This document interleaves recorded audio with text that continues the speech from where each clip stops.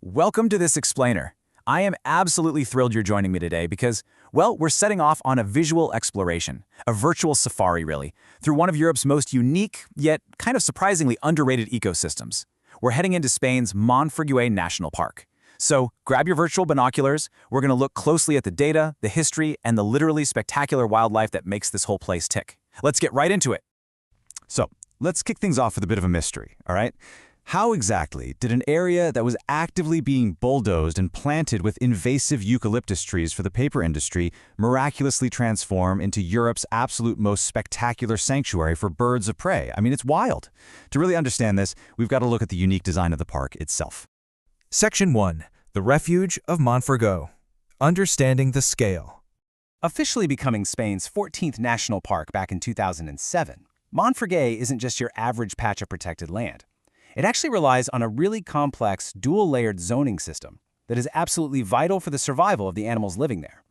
A local park guide summed it up perfectly. They said, "The national park is their home where they live and rest, but all the surrounding territory would be their supermarket." Think about that for a second. It brilliantly illustrates the park's design. These massive raptors, they need a small, highly protected, secluded area to sleep and breathe safely. But to actually find enough food, they need a vast, open hunting ground. Let's break these numbers down because they're pretty staggering. The total protected area is a massive 116,000 hectares. But the strict national park zone, the residential home where human access is heavily restricted, is only 18,000 hectares. That leaves this giant 98,000 hectare buffer zone acting as that supermarket, an expansive feeding ground that actually sustains the incredibly dense population of birds packed into that inner core. Section 2. Rock, Climate, and Relief. The foundation of the park. Now this is an extreme Mediterranean environment. We're talking fierce summer heat regularly hitting 38 degrees Celsius, which is over 100 degrees Fahrenheit, followed by heavy autumn and winter rains. But it's the underlying geology that basically dictates everything here. The park is built on two main types of rock. First, you have quartzite. This is an incredibly hard rock that resists erosion and forms these high, steep ridges. Then you have slate, which is a much softer rock that erodes really easily to form the low valleys. Over millions of years, this differential erosion, where the soft rock washes away and the hard rock stays put, created dramatic, sheer vertical cliffs. And, as we'll see in a minute, those cliffs happen to be the absolute ultimate luxury real estate for nesting vultures. Section 3. The Eucalyptus Threat. A near destruction. Honestly, it's hard to believe, but this perfectly balanced geological landscape, it was almost completely wiped off the map. Follow this timeline with me for a second. Back in the early 1970s, the government literally brought in bulldozers, tearing up the native Mediterranean forest to plant fast-growing eucalyptus for a nearby paper factory. But then, a group of passionate conservationists did something just incredible. Led by visionaries like Jesus Garzón, they actually raised private funds to rent the land right out from under the paper industry. They physically blocked the bulldozers. Their heroic efforts halted the whole project in 1979, when the area was declared a nature reserve, eventually culminating in its national park status in 2007. A total game changer. And man, thank goodness they stopped it because eucalyptus trees are incredibly aggressive. Their roots can plunge 20 meters deep, that's over 60 feet down into the earth, sucking up vital water resources from the native plants. In fact, they pull up so much from the deep earth that over in Australia, miners will actually analyze fallen eucalyptus leaves to find microparticles of gold. They literally use the trees to locate hidden underground gold deposits. Crazy, right? Section 4. Kings of the Sky. The Vulture Sanctuaries. Okay, let's finally meet the true stars who benefit from this massive conservation victory, the majestic raptors. Look at this data. The sheer density here is staggering. In this relatively small residential zone, we have 650 pairs of Griffon Vultures and an incredible 340 pairs of the much rarer black vulture.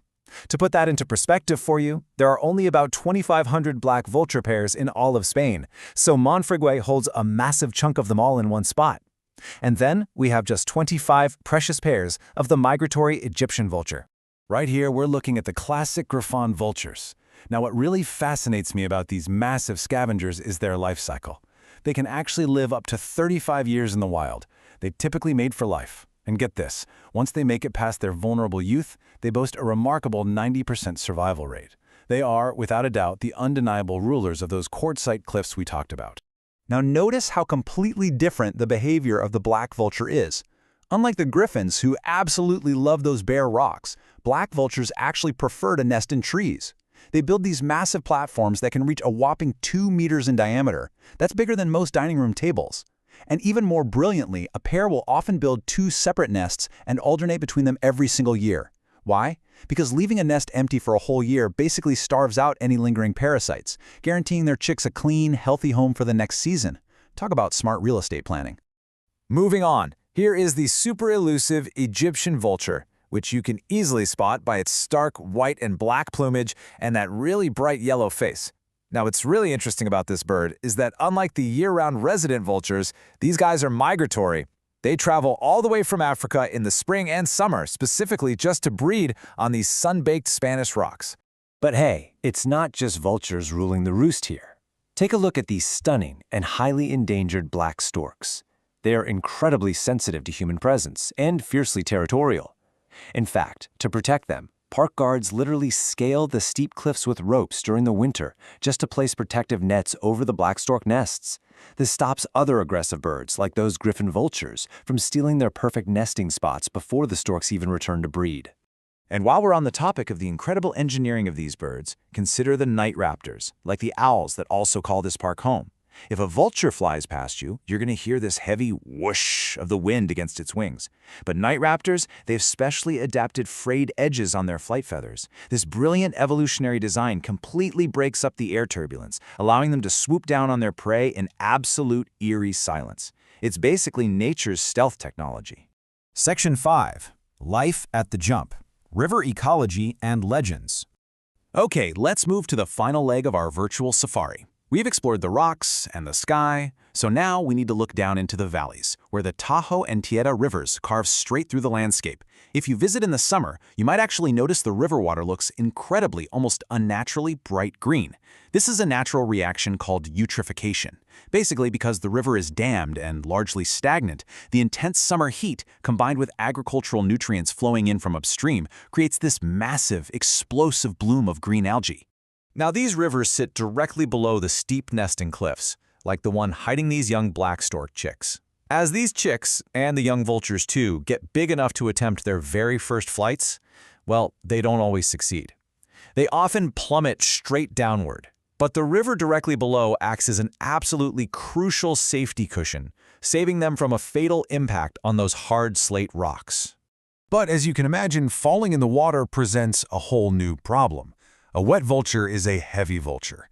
Notice this soaked bird sunning itself on the rocks with its wings fully extended. They absolutely must dry out completely. Why? Because these birds don't fly by constantly flapping their wings. That burns way too much energy. Instead, they rely purely on catching invisible columns of rising hot air called thermals, so they can glide and soar effortlessly. If they're wet and heavy, they're grounded. The intersection of this dramatic rock and water has also birthed some pretty amazing local folklore. The most famous viewpoint in the entire park is called Salto del Gitano, or the Gypsy's Leap. Legend actually has it that a notorious bandit who was fleeing from the Guardia Civil with his stolen loot made a miraculous, completely physically impossible leap across the river gorge. The pursuing police officer was supposedly so incredibly shocked by the superhuman jump that he was frozen in stone. And honestly, locals will gladly point out a rock formation right there that looks just like a stunned guard. So the really crucial point to take away from this whole visual exploration is the deep, fragile interconnection of this entire ecosystem. It's like a giant puzzle. The hard quartzite provides the nesting cliffs. The wide protected radius provides the supermarket for food. The river provides the safety net for the young. It is an absolute masterclass in how different elements of nature rely heavily on one another to support this incredible biodiversity of flight. Which brings us to our final thought, and it's something I really want you to ponder. This thriving, world-class sanctuary, it only exists today because a small, dedicated group of citizens looked at a fleet of bulldozers in the 1970s and simply said no. They used their own resources to rent the land and literally save it. So I leave you with this question. If they could save this entire ecosystem against all the odds back then, what natural wonders in your own backyard are waiting for us to protect them today?